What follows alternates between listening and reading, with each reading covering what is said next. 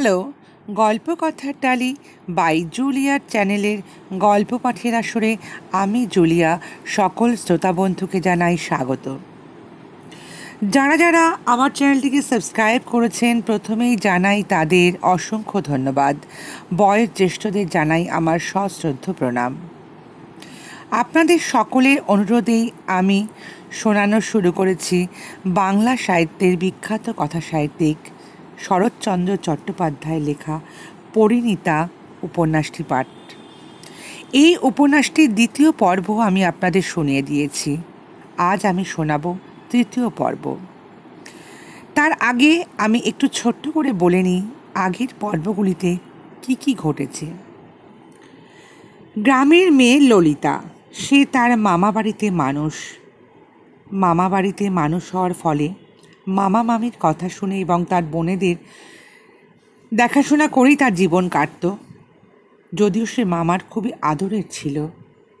মামার আর্থিক অবস্থার পরিপাকে তার বাড়ি বন্ধক থাকে তার পাশে প্রতিবেশী শেখর অর্থাৎ শেখরের বাবার কাছে।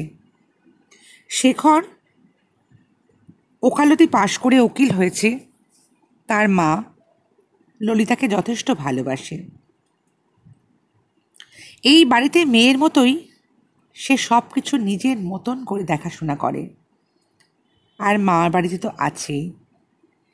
এই বাড়িতেও অর্থাৎ শেখরের বাড়িতেও তার একটা আধিপত্য তৈরি হয়ে যায়, যেন নিজের বাড়ির মতো একটা সব কিছু ওপর একটি তার দখলদারিও তৈরি হয়ে যায়। বলা যেতে পারে এক কথায় শেখরের প্রতিও তার একটি সুপ্ত টান অনুভব সে করতে থাকে। তার পাশের বাড়ি অর্থাৎ তার মামাতো বোনের বান্ধবীর মা মনোরমার বাড়িতে সে মাঝে মাঝে তাস খেলতে যেত। ললিতাদের তাসের আসর বেশ ভালোই জমে উঠেছিল। একসময় মনোরমার ভাই গিরিন তাদের তাসের আসরে যোগ দেয়। সেখানে সে খেলতে যায় তাস নিয়মিত, কিন্তু শেখর এটা যখন জানতে পারে সে মনে মনে এটা মেনে নিতে পারেনি। আবার ললিতার প্রতিও গিরিনের একটা সুপ্ত ভালোবাসা মনের মধ্যে বাসা বেঁধে ওঠে। চলুন দেখা যাক এরপর কি হয় তৃতীয় পর্বে। ললিতা কিছুদিন যাবতই গিরিনের সামনে খেলাধুলোর জন্য একদমই তৈরি ছিল না। সে সবসময় তাস খেলতে এড়িয়ে যেত, কিন্তু গিরিন জোর করে তার দিদিকে দিয়ে ললিতাকে আনায় যাতে সে তাস খেলতে আসে। কিন্তু ললিতা কোনো মতে একটু তাস খেলেই আবার চলে যায়, পাছে শেখর অসন্তুষ্ট হয়।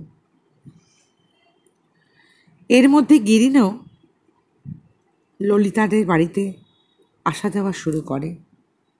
তাদের কষ্টের ললিতার কষ্টে তার প্রাণ কেঁদে ওঠে দেখে তার দিদি অর্থাৎ মনোরমা খুব একটা খুশি হয়নি।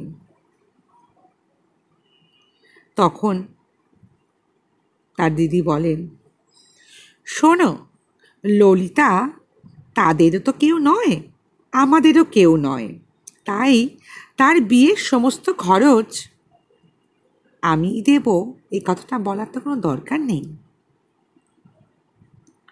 তবুও গিরিন বলে দরকার হলে সে তার বিয়ের সমস্ত খরচ দেবে। তাহার কথা শুনিয়া মনোরমা বিশেষ সন্তুষ্ট হইলেন না। ইহাতে তাহার নিজের ক্ষতিবৃদ্ধি কিছুই নাই বটে, তথাপি এত টাকা একজন আর একজনকে দিতেছে দেখিলে অনেক স্ত্রীলোকেরই প্রসন্ন চিত্তে গ্রহণ করার সম্ভব হয় না। চারু এতক্ষণ চুপ করিয়া শুনিতেছিল। সে মহা খুশি হইয়া লাফাইয়া উঠিল, বলিল, তাই দাও মামা, তাই দাও, আমার সই, আমি সইমাকে না বলে আসছি। তাহার মা ধমক দিয়া বলিলেন, তুই থাম চারু, ছেলে মানুষ, ওসব কথায় থাকিস নে, বলতে হয় আমিই বলবো। গিরিন কহিল, ঠিক আছে, তাই বলো দিদি। পরশু রাস্তার উপর দাঁড়িয়েই গুরুচরণবাবুর সঙ্গে একটুখানি আলাপ হয়েছিল। কথায় বার্তায় মনে হলো বেশ সরল লোক। তুমি কি বলো, তাই না? মনোরমা বলিলেন, হ্যাঁ, আমিও তাই বলি, সবাই তাই বলে। ওরা স্বামী স্ত্রী দুজনেই বড় সাদাসিধা মানুষ। সেই জন্যই তো দুঃখ হয় গিরিন, অমন লোকটিকে হয়তো বাড়ি ঘর ছেড়ে নিরাশ্রয় হতে হবে। তার সাক্ষী দেখলি না গিরিন, শেখরবাবু ডাকছেন বলতেই ললিতে কি রকম তাড়াতাড়ি করে উঠে পালালো। বাড়ি শুদ্ধ লোক ওদের কাছে যেন বিক্রি হয়ে আছে। কিন্তু যত খোসামদি করুক না কেন, নবীন রায়ের হাতে গিয়ে একবার যখন পড়েছে, রেহাই পাবে এ ভরসা কেউ করে না, বুঝলি? গিরিন জিজ্ঞাসা করিল, তাহলে বলবে তো দিদি? আচ্ছা আচ্ছা, জিজ্ঞাসা করব, দাঁড়া। যদি তুই একটু উপকার করতে পারিস ওদের, তো ভালোই তো হয়, তাই না? বলিয়াই একটুখানি হাসিয়া বলিলেন, আচ্ছা শোন, তোরই বা এত চার কেন গিরিন? চার আর কি দিদি, দুঃখ কষ্টে পরস্পরের সাহায্য করতেই তো হয়, তাই না? বলিয়া সে ঈষৎ সলজ্জ মুখে প্রস্থান করিল। দ্বারের বাহিরে গিয়াই আবার ফিরিয়া আসিয়া বলিল, না না, কিচ্ছু না।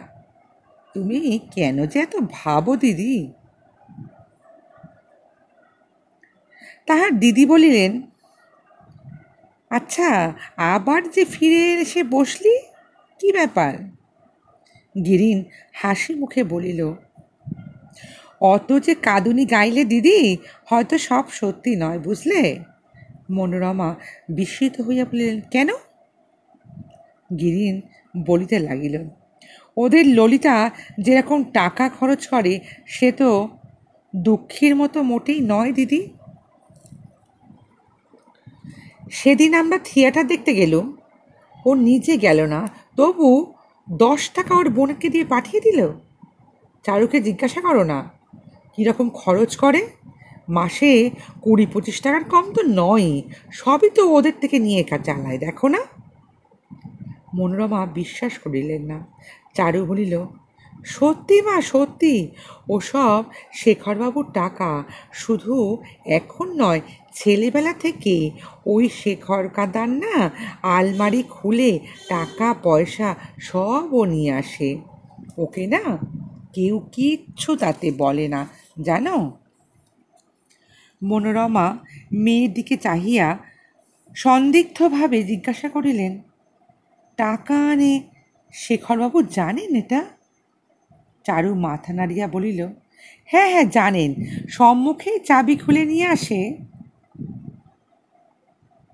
তাই? হ্যাঁ, গেল মাসে আন্নাকলির পুতুলের বিয়েতে কত টাকা খরচ হলো। কে দিল সেসব? সবই তো সই দিল, জানো না।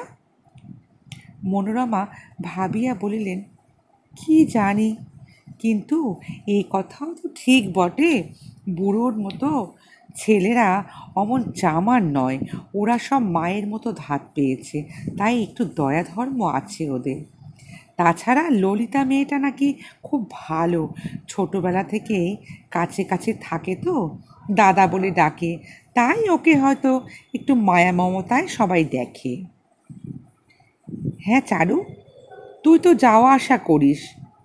ওদের শেখর এই মাঘ মাসে নাকি বিয়ে করবে, কিছু শুনেছিস তুই? বুড়ো নাকি অনেক টাকা পাবে, জানিস কিছু? চারু বলিল, হ্যাঁ মা, এই মাঘ মাসেই তো হবে শুনেছি, সব ঠিক হয়ে গেছে। গুরুচরণ লোকটি সেই ধাতের মানুষ, যাহার সহিত যে কোনো বয়সের লোক অসংকোচে আলাপ করিতে পারে। 2-4 দিন আলাপে গিরিনের সহিত তাহার একটা স্থায়ী কেমন যেন সখ্যতা জন্মাইয়া গিয়াছিল। গুরুচরণের চিত্তের বা মনের কিছুমাত্র দৃঢ়তা ছিল না বলিয়া তর্ক করিতেও তিনি যেমন ভালোবাসিতেন, তর্কে পরাজিত হইলেও তিনি কিছুমাত্র অসন্তোষ প্রকাশ করিতেন না। সন্ধ্যার পর চা খাইবার নিমন্ত্রণে তিনি গিরিনকে বাড়ি ডাকিয়া আনিয়াছিলেন। অফিস হইতে ফিরিয়াই তাহার দিবা অবসান হইয়া যাইত। হাত মুখ ধুইয়াই বলিতেন, ললিতে, চা তৈরি হলো মা? কালী, যা যা যা, তোর গিরিন মামাকে এইবার একটু ডেকে আন দেখি। তারপর উভয়ে চা খাওয়া আর তর্ক চালিয়ে যেতেন। ললিতা কোনোদিন মামার আড়ালে বসিয়া চুপ করিয়া কথা শুনিত, কোনোদিন আবার না। সেদিন গিরিনের যুক্তিতর্ক শতমুখে উচ্চারিত হইতে শুরু করিল। তর্কটা প্রায় আধুনিক সমাজের বিরুদ্ধেই হইত, সে দেখিত। সমাজের হৃদয়হীনতা, অসঙ্গতি, উপদ্রব, অত্যাচার এইসবই আলোচনার বিষয়বস্তু থাকিত। একে তো সমর্থন করিবার বাস্তবিক কিছু নেই। তাহাতে গুরুচরণের উৎপীড়ন অশান্ত হৃদয়ের সহিত গিরিনের কথাগুলো বড়ই যেন খাপ খাইত বলিয়া মনে হইত না। তিনি শেষকালে ঘাড় নাড়িয়া বলিতেন, ঠিক আছে গিরিন, ঠিক আছে। কার ইচ্ছে আর না করে বলো নিজের মেয়েদের যথা সময়ে ভালো জায়গায় একটা বিয়ে দিতে বলো? কিন্তু দিয়ে কি করে? সমাজ যা অবস্থা, সমাজ বলছেন দাও, বিয়ে দাও, মেয়ের বয়স হয়েছে, কিন্তু দেবার বন্দোবস্ত করে তো দেয় না সমাজ, বলো। যা বলেছ গিরিন, এই আমাকে দিয়েই দেখো না কেন বাড়িটুকু পর্যন্ত বন্ধক পড়েছে। দুদিন পরে ছেলে মেয়ের হাত ধরে পথে গিয়ে দাঁড়াতে হবে। সমাজ তখন তো বলবে না, এসো আমার বাড়িতে আশ্রয় নাও। কি বলো হে, আমি ভুল বলছি? গিরিন হয়তো চুপ করিয়া থাকিত। গুরুচরণ নিজেই বলিতেন, খুব সত্য কথা। এমন সমাজ থেকে যার যাওয়াই মঙ্গল। খাই না খাই শান্তিতে থাকা যায়। যে সমাজ দুঃখীর দুঃখ বোঝে না, বিপদে সাহস দেয় না, শুধু চোখ রাঙায় আর গলা চেপে ধরে, সে সমাজ আমার নয়, আমার মতো গরিবের নয়। এ সমাজ বড়লোকের জন্যে। ভালো তারাই থাকে সমাজের, তারাই ভালো থাকে যারা সমাজের মতো চলতে পারে। আমাদের কাজ নেই বাবা, বলিয়া গুরুচরণ সহসা চুপ করিলেন। যুক্তি তর্কগুলো ললিতা শুধুই মন দিয়ে শুনিত না, রাত্রে বিছানায় শুইয়া যতক্ষণ ঘুম না আসিত নিজের মনে বিচার করিয়া দেখিত। প্রতি কথায় তাহার মনের উপর গম্ভীরভাবে মুদ্রিত হইয়া উঠিতেছিল। সে মনে মনে বলিত, যথার্থই গিরিনবাবুর কথাগুলো অতিশয় ন্যায়সঙ্গত। মামাকে সে অত্যন্ত ভালোবাসিত। সেই মামার সপক্ষে টানিয়া গিরিন যাহাই কিছু বলিত সমস্তই তাহার কাছে অভ্রান্ত সত্য বলিয়া মনে হইত। তাহার মামা বিশেষ করিয়া তাহার জন্যই ব্যতিব্যস্ত হইয়া উঠিতেছে, অন্ন জল পরিত্যাগ করিতেছে। তাহার নির্বিরোধী দুঃখী মামা তাহাকে আশ্রয় দিয়াই যত ক্লেশ বোধহয় পাইতেছে। কিন্তু কেন, কেন মামার জাত যাবে? আজ আমার বিয়ে দিয়ে কাল যদি বিধবা হয়ে আমি ঘরে আসি, তাহলে তো জাত যাবে না। অথচ তফাৎ কিসের? গিরিনের এই সমস্ত কথার প্রতিধ্বনি সে তাহার ভয়াতুর হৃদয় থেকে বাহির করিয়া আর একবার তন্ন তন্ন করিয়া আলোচনা করিতে করিতে ঘুমাইয়া পড়িত। তাহার মামার হইয়া, মামার দুঃখ বুঝিয়া যে কেহ কথা কহিত তাহাকে শ্রদ্ধা না করিয়া তাহার মন যেন শান্ত হইত না। পূর্বে গিরিন ললিতাকে আপনি বলিয়া ডাকিত। গুরুচরণ নিষেধ করিয়া দিয়াছিলেন, বলিয়াছিলেন, ওকে আবার আপনি কেন গিরিন, তুমি বলে ডেকো। তখন হইতে সে তুমি বলিয়া ডাকিতে শুরু করিয়াছিল। একদিন গিরিন জিজ্ঞাসা করিয়াছিল, তুমি চা খাও না ললিতা? ললিতা মুখ নিচু করিয়া ঘাড় নাড়িলে গুরুচরণ বলিয়াছিলেন, ওর শেখরদার বারণ আছে জানো না, মেয়ে মানুষের চা খাওয়া আর সে নাকি ভালোবাসে না। হেতু শুনিয়া যে গিরিন সুখী হইতে পারে নাই, ললিতা সেইটুকু বুঝিতে পারিয়াছিল। আজ শনিবার, অন্য দিনে অপেক্ষায় এই দিনটি সভা ভাঙিতে অধিক বিলম্ব হইল। চা খাওয়া শেষ হইয়া গিয়াছিল। গুরুচরণ আজ আলোচনায় তেমন উৎসাহ যোগ দিতে পারিতেছিলেন না। মাঝে মাঝে কিরকম যেন অন্যমনস্ক হইয়া পড়িতেছিলেন। গিরিন সহজেই তাহার লক্ষ্য করিয়া প্রশ্ন করিল, আচ্ছা, আজ আপনার দেহটা বোধ হয় তেমন ভালো নেই না? গুরুচরণ হুঁকোটা মুখ হইতে সরাইয়া লইয়া বলিলেন, হ্যাঁ, কেন কেন কেন বলো, দেহ তো বেশ ভালোই আছে আমার। গিরিন সসংকোচের সহিত কহিল, তাহলে অফিস থেকে কিছু? না না, তাও কিছু নয়, বলিয়া গুরুচরণ একটু বিস্ময়ের সহিত গিরিনের মুখের দিকে চাহিয়াছিলেন। তাহার ভিতরের উদ্বেগ বাহিরে প্রকাশ পাইতেছিল, তাহা এই নিতান্ত সরল প্রকৃতির মানুষটির বুঝিতে দেরি হয় নাই। ললিতা পূর্বে একেবারে চুপ করিয়া থাকিত, কিন্তু আজকাল দু একটা কথার মাঝে মাঝে যোগ দিতেছিল কথা বলিয়া। সে বলিল, হ্যাঁ মামা, আজ তোমার হয়তো মনটা ভালো নেই না গো, বলো না। গুরুচরণ হাসিয়া বলিলেন, ওহ, সেই কথা, হ্যাঁ মা, ঠিক ধরেছিস তুই বটে, আজ আমার সত্যি মনটা ভালো নেই জানিস। ললিতা ও গিরিন উভয়ই তার মুখ চাওয়াচাওয়ি করছিল। গুরুচরণ বলিলেন, নবীনদা সমস্ত জেনে শুনে গোটাকতক শক্ত কথা পথে দাঁড়িয়ে আজকে শুনিয়ে দিলেন। আর তারই বা দোষ কি? 6 মাস হয়ে গেল, একটা পয়সাও সুদ দিতে পারলুম না। তা আসল নয় দূরেই রইল। ব্যাপারটা ললিতা বুঝিয়াই চাপা দিয়া ফেলিবার জন্য ব্যস্ত হইয়া উঠিল। তাহার কাণ্ডজ্ঞানহীন মামা পাছে ঘরের লজ্জাগুলো লোকের কাছে বলে ফেলে, বাইরের কাছে। তাই সে আবার বলিয়া উঠিল, তুমি ভেবো না মামা, সেসব পরে হবে। কিন্তু গুরুচরণ সেদিকে মারালেন না, বরং বিষণ্ণ হইয়া বলিলেন, আর কি বলবো, কি যে হবে মা। তা নয় গিরিন, আমার এই মাটি চার, বুঝলে, আমার এই মাটি চায় কি জানো, তার বুড়ো ছেলেটি যেন কিচ্ছু ভাবনা চিন্তা না করে জানো। কিন্তু বাইরের লোক যে তো দুঃখী মামার দুঃখটা দেখেই টের পায়, তা তুই বুঝিস নে ললিতা। গিরিন জিজ্ঞাসা করিল, নবীনবাবু আজ কি বললেন আপনাকে?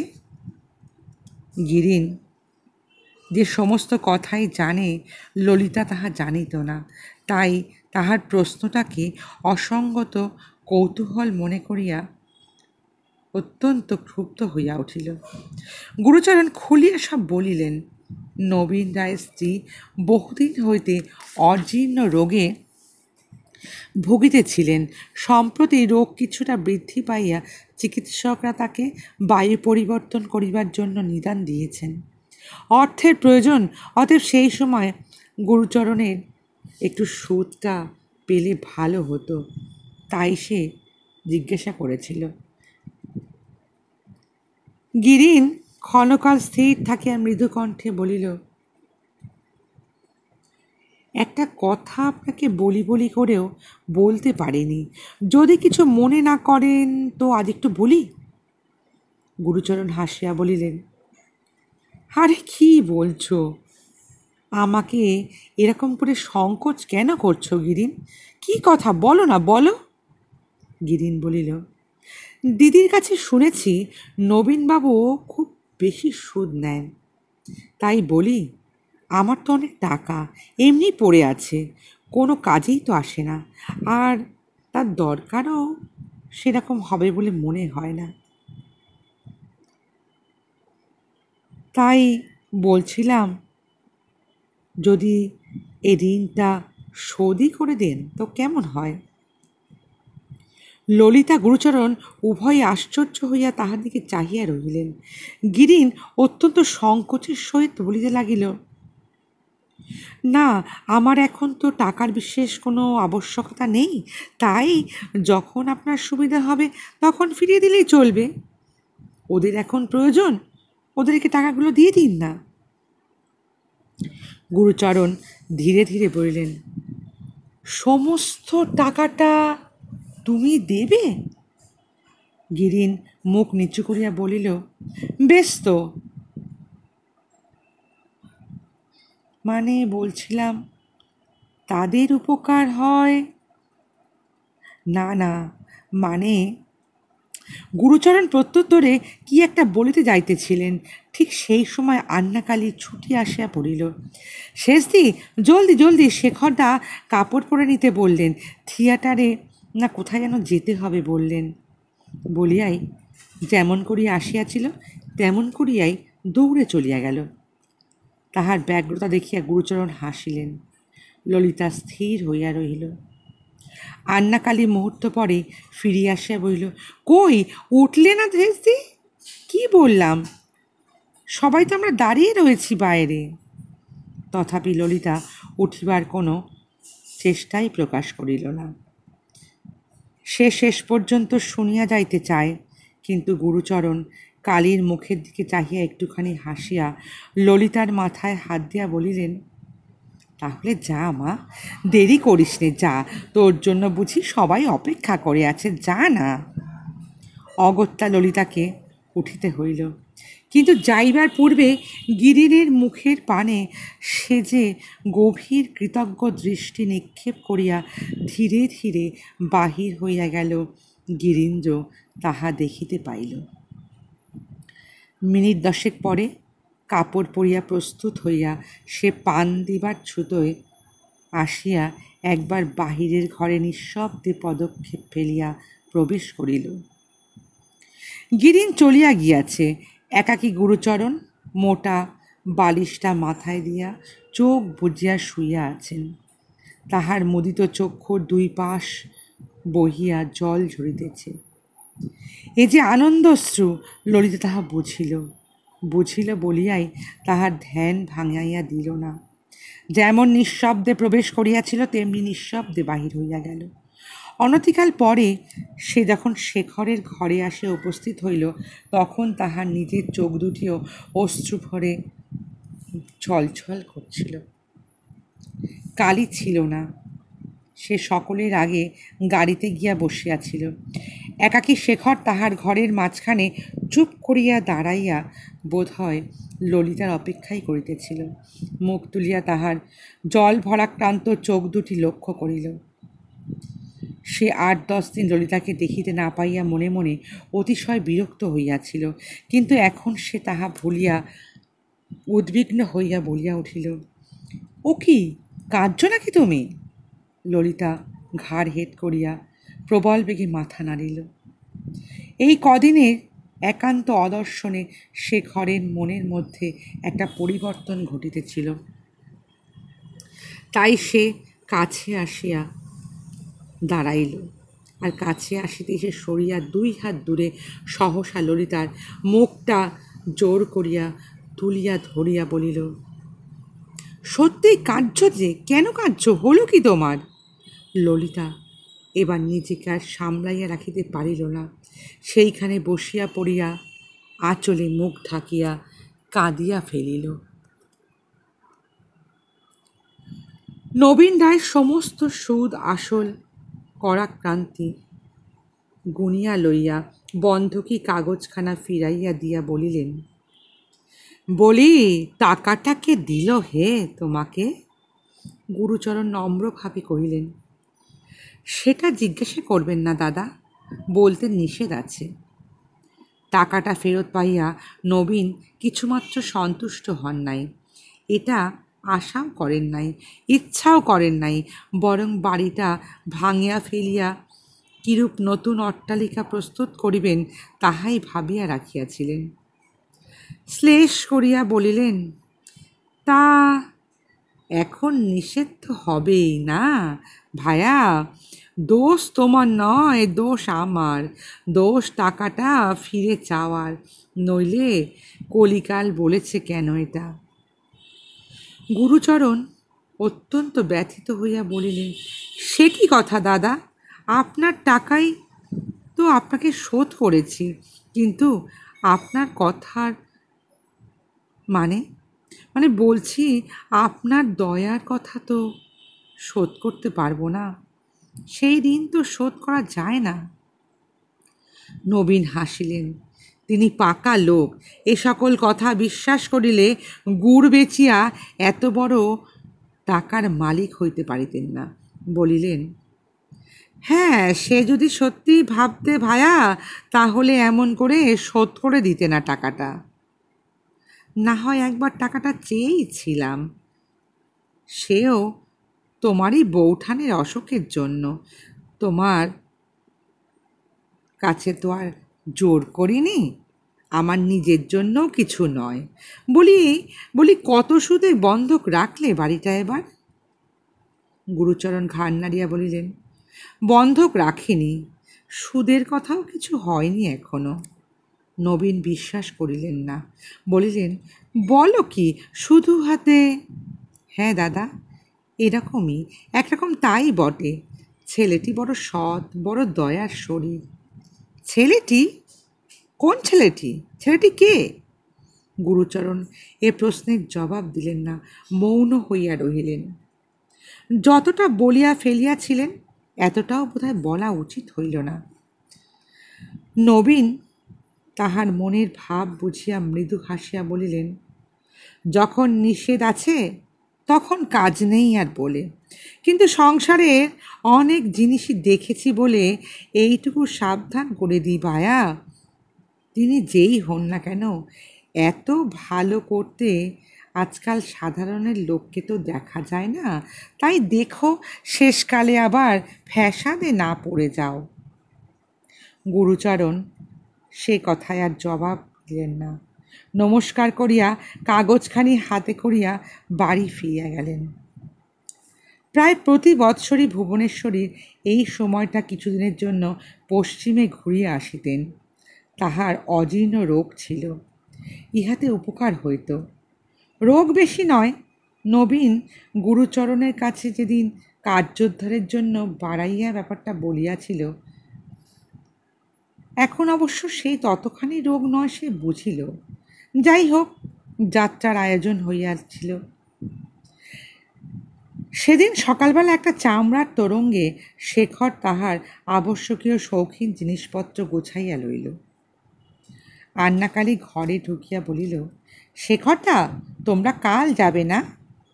শেখর তোরঙ্গ হাতে মুখ তুলিয়া বলিল, কালী, তোর শেষ দিকে ডেকে দে তো, কি কি সঙ্গে নেবে একবার দেখে নিয়ে যাক। ললিতা প্রতি বৎসর মায়ের সঙ্গে যাইত, এবারেও যাইবে তাহাই শেখর জানিত। কালী ঘাড় নাড়িয়া বলিল, এবার এবার তো শেষ দিন যাবে না? কেন যাবে না? কালী কহিল, বাহ, কি করে যাবে, মাঘ ফাল্গুন মাসে ওর বিয়ে হবে না? বাবা বর খুঁজে এখন তো বেড়াচ্ছেন, তাই জন্য। শেখর অবাক চোখে স্তব্ধ হইয়া চাহিয়া রহিল। কালী বাড়ির ভেতর যাহা শুনিয়াছিল উৎসাহের সহিত ফিসফিস করিয়া বলিতে লাগিল, গিরিনবাবু বলেছেন যত টাকা লাগে ভালো পাত্র চাই। বাবা আজও অফিসে যাবেন না, খেয়ে দিয়ে কোথাও ছেলে দেখতে যাবেন, গিরিনবাবুও সঙ্গে যাবেন।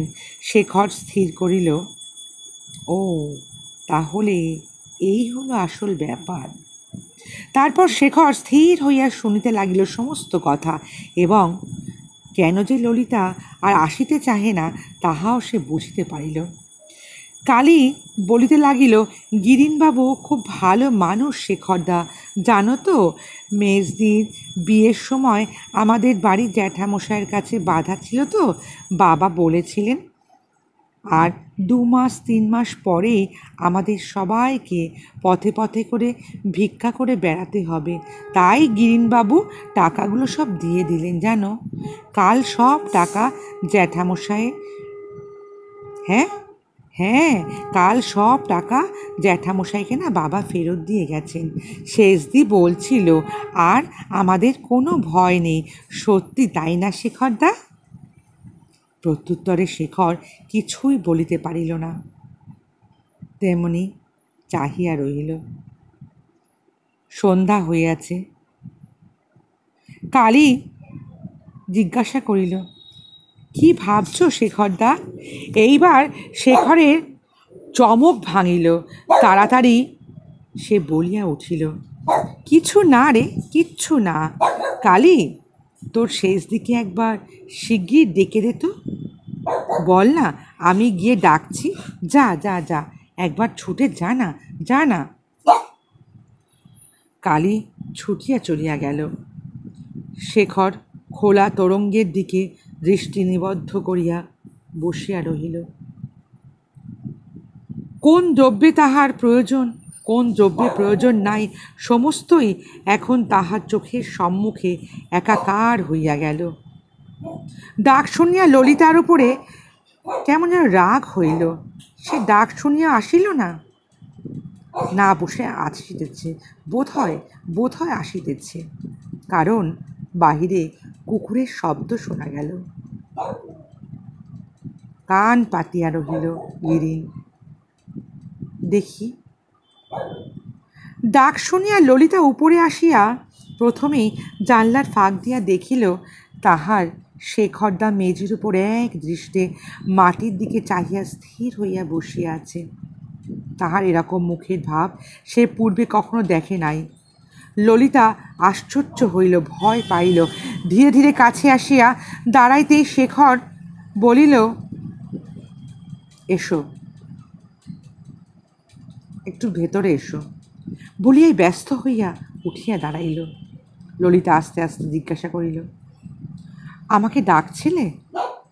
হ্যাঁ হ্যাঁ বলিয়াই শেখর ক্ষণকাল স্থির হইয়া থাকিয়া কহিল, কাল সকালের গাড়িতেই আমি মাকে নিয়ে পশ্চিমে যাচ্ছি। এবার ফিরতে হয়তো দেরি হবে। এই চাবি নাও, তোমার খরচে টাকা করি সবই দেরাজের মধ্যেই রইল। প্রতিবার ললিতাও তো সঙ্গে যায়। গতবার এই উপলক্ষে সে সমস্ত কিছু জিনিসপত্র গুছাইয়াও দিয়াছিল, এবং সে গুছাইয়া লিয়াও ছিল। গুছাইয়া লইয়া গুছাইয়া একেবারে পরিষ্কার করিয়া ফর্দ করিয়াছিল। এবার সে কাজটা শেখরদা একা করিতেছে দেখিয়া খোলা তোরঙ্গের দিকে চাহিবা মাত্রই ললিতা কেমন যেন আনমনা হইয়া পড়িল। শেখর তাহার দিক হইতে মুখ তুলিয়া ফিরাইয়া লইয়া একবার কাশিয়াই গলাটা পরিষ্কার করিয়া বলিল, সাবধানে থেকো, আর যদি কোনো কিছুর বিশেষ আবশ্যক হয় দাদার কাছে ঠিকানা আছে, জেনে নিয়ে আমাকে চিঠি লিখো। অতঃপর দুজনেই চুপ করে রইল। এবার ললিতার সঙ্গে সে যাইবে না, অর্থাৎ শেখর একাই যাইবে। শেখর তাহা জানিতে পারিয়াছে এবং তাহার কারণ হয়তো শুনিয়াছে মনে করিয়া ললিতা লজ্জায় সংকুচিত হইয়া রহিল। হঠাৎ শেখর কহিল, আচ্ছা যাও এখন, আমাকে আবার এগুলো বাকি কাজটা গোছাতে হবে। বেলা তো হলো আবার, আজ একবার অফিসেও যেতে হবে। ললিতা খোলা তোরঙ্গের সম্মুখে হাঁটু গেড়িয়া বসিয়া রহিল। তারপর বলিল, তুমি স্নান করো গে যাও, আমি সব গুছিয়ে দিচ্ছি। তাহলে তো ভালোই হয় বলিয়া শেখর চাবির গোছাটা ললিতার হাতে ফেলিয়া দিয়া ঘরের বাহিরে আসিয়া সহসা থমকিয়া দাঁড়াইয়া আবার একটু ফিরিয়া আসিল। তারপর বলিল, কি বলিল? আবার ফিরিয়া আসিয়া শেখর কি বলিবে তাহা জানিতে হইলে অবশ্যই আপনাদের শুনতে হবে আগামী পর্ব। তাহলে কি ললিতা শেখরের সঙ্গে এবারও যাবে পশ্চিমে হাওয়া বদল করতে, নাকি এবারও সে যাবে না? আজ তাহলে এইটুকুই, খুব তাড়াতাড়ি নিয়ে আসবো আমি আগামী পর্ব। আজ এখানেই শেষ করছি। সবাই ভালো থাকবেন, সুস্থ থাকবেন।